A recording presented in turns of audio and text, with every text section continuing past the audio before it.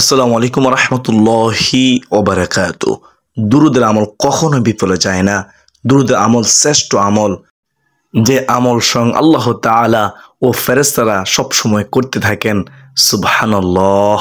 প্রিয় দিনদার মুসলমান ভাই বোনেরা, আমাদের প্রিয় নবী মহানবী সর্বশ্রেষ্ঠ নবী হযরত মুহাম্মদ মুস্তাফা সাল্লাল্লাহু আলাইহি ওয়াসাল্লামের উপর দুরূদ পাঠ করা আমাদের প্রতিটি মুমিন মুসলমানের দায়িত্ব কর্তব্য। কারণ যেই নবী ৬৩ বছর জিন্দেগিতে আমাদের জন্য অজর দ্বারাই কান্না করে গিয়েছেন, সেই নবীর প্রতি যদি আমরা দুরূদ পাঠ না করি তাহলে কে পাঠ করবে প্রিয় দর্শক? তাই আজকের এই ভিডিওতে আমি গুনাহগার এমন ৫টি দুরূদের আমল সম্পর্কে আলোচনা করব।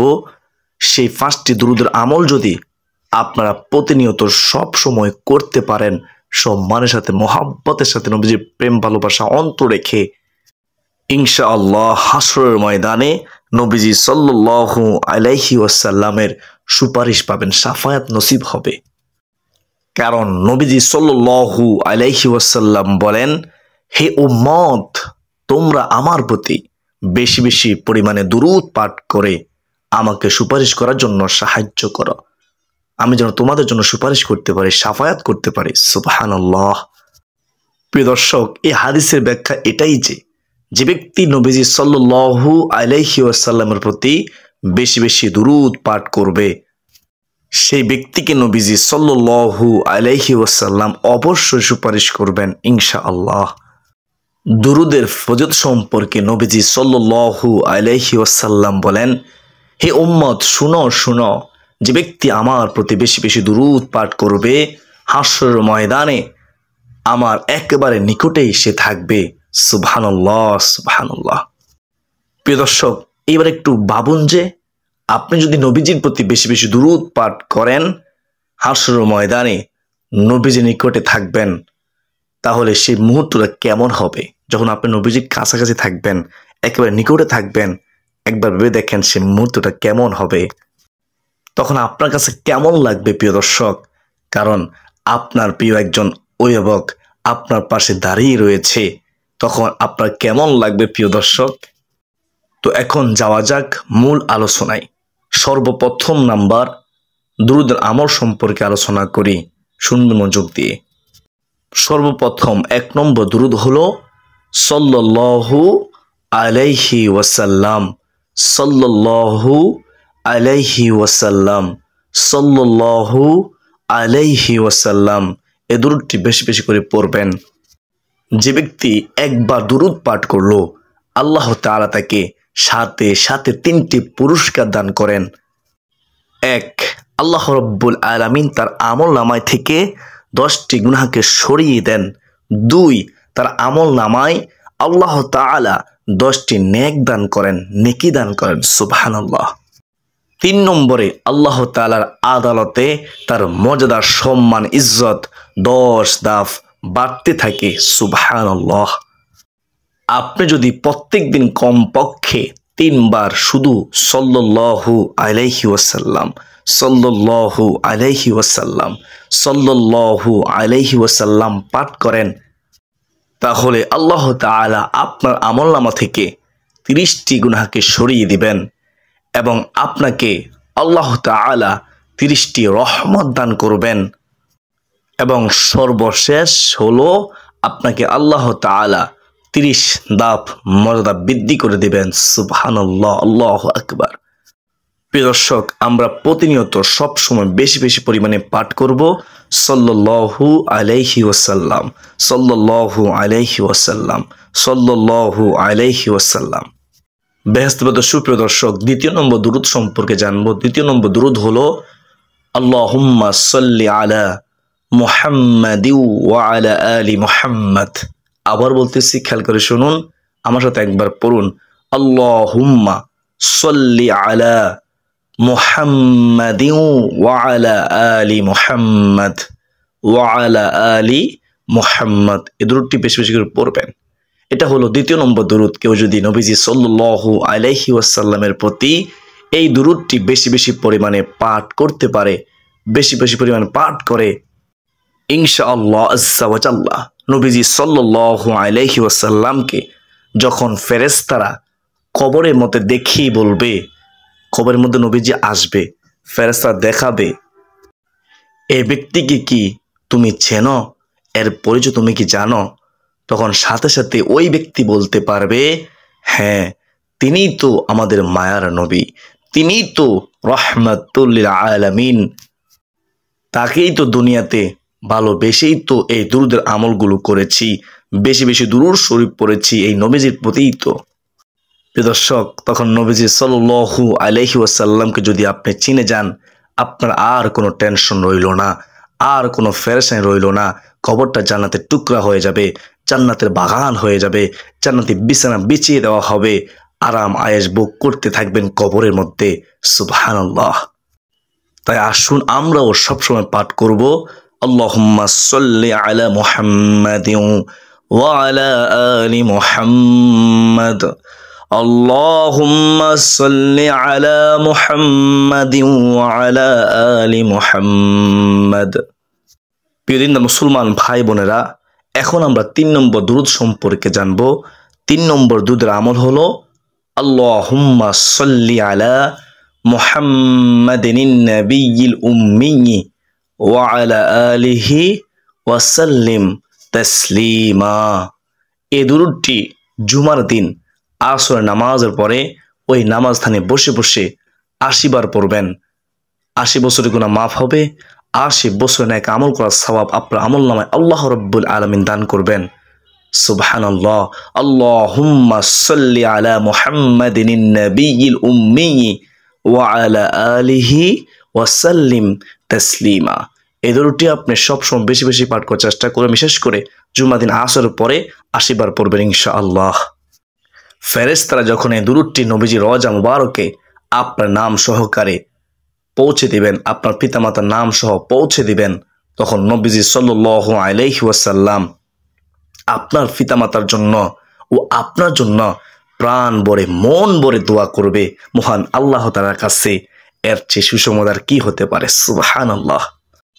আর সে অবস্থা যদি আপনার পিতামাতা কবরে থাকে, তাহলে তারাও তো সাদকায়ে জারিয়ার সওয়াবটুকু পেয়ে যাবে।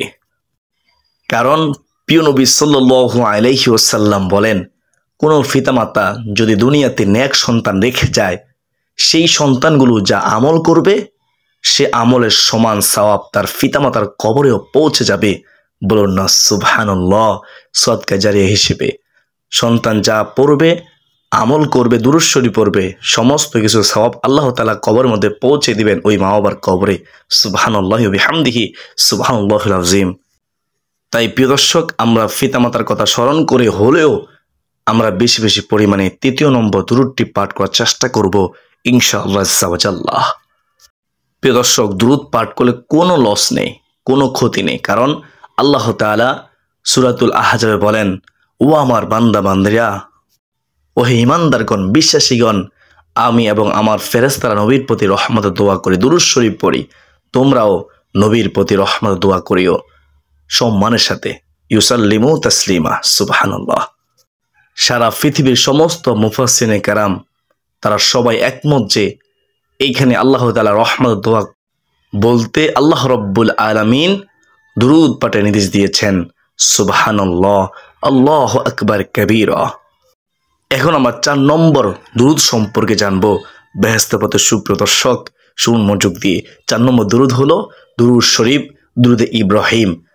যে দুরূদকে শ্রেষ্ঠ দুরূদ বলা হয়, সবচেয়ে উত্তম দুরূদ বলা হয়, যে দুরূদ নামাজের শেষ বৈঠকে পড়া হয়, দুরূদে ইব্রাহিম। এটাকে দুরূদে মুহাম্মাদিও বলা হয়। দুরূদে ইব্রাহিম নামে পরিচিত, তাই দুরূদে ইব্রাহিম বললে সবাই চিনে।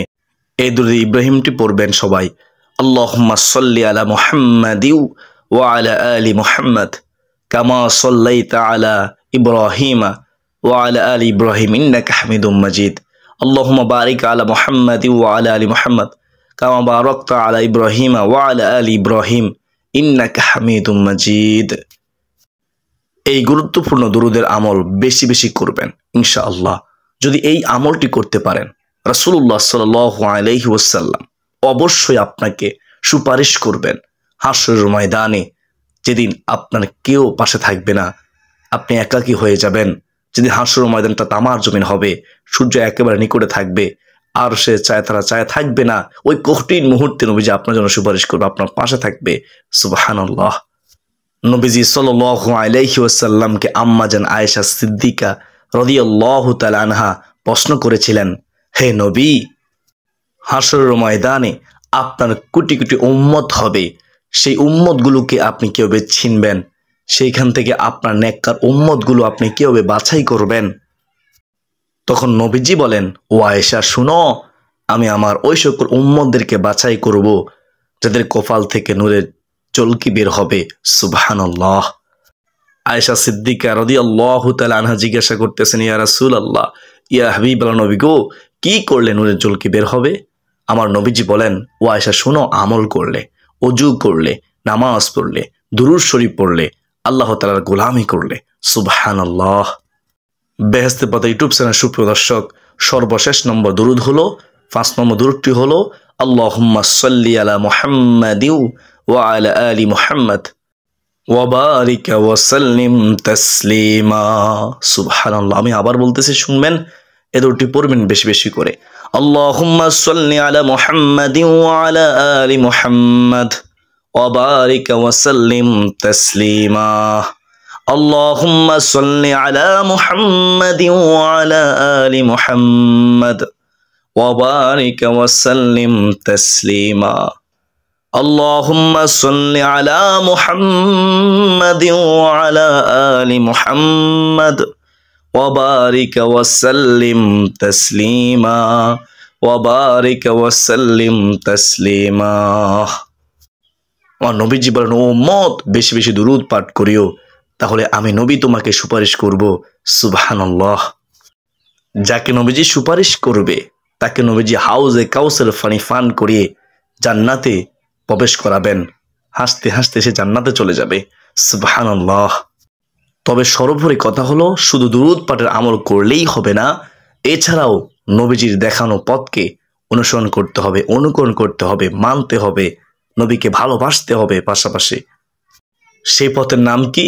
সেই পথের নাম হচ্ছে সিরাতুল মুস্তাকিমের পথ।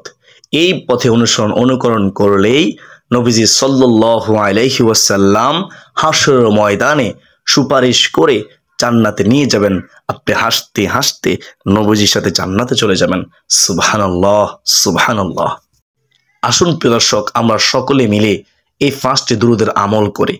আমরা যদি আমলগুলো না করি তাহলে কে করবে বলুন? তাই আসুন এই 5টি দুরূদের আমল আমরা সবাই করে আল্লাহ তাআলা দরবারে বলবো, হে আল্লাহ, দুনিয়াতে কোনো আমল করতে পারি বা না পারি, আমরা তোমার নবীর প্রতি মোহাব্বত নিয়ে, ভালোবাসা নিয়ে, সম্মানের সাথে দুরূদ পাঠ করেছি, দুরূদ পাঠ করতে পেরেছি। হে আল্লাহ, আপনি একটি উত্তম ফয়সালা আমাদেরকে দান করিয়েন। সকলে বলি আল্লাহুম্মা আমিন। তো প্রিয় দর্শক, এই ছিল আমাদের আজকে গুরুত্বপূর্ণ ভিডিও। অত্যন্ত গুরুত্বপূর্ণ একটি ভিডিও ছিল। প্রিয় দর্শক, একটি ভিডিও তৈরি করতে কতটা কষ্ট হয় তা শুধু যারা ইসলামিক ভিডিও তৈরি করে, কন্টেন্ট তৈরি করে, তারাই বুঝতে পারে। তাই দয়া করে ভিডিওতে একটি লাইক দিয়ে ভিডিওটি শেয়ার করে দিন, যেন অপর মুসলমান ভাই শিখতে পারে, এই দুরূদের আমলগুলো করতে পারে ইনশাআল্লাহ। আজকে দিন এ পর্যন্তই। সকলের সুস্বাস্থ্য কামনা করে বিদায় নিচ্ছি। আবার দেখা হবে অন্য কোনো দিন, অন্য কোনো গুরুত্বপূর্ণ ভিডিও নিয়ে যদি বেঁচে থাকি ইনশাআল্লাহ। আসসালামু আলাইকুম ওয়া রাহমাতুল্লাহি ওয়া বারাকাতুহু ওয়া মাগফিরাত জান্নাতুল ফিরদাউস।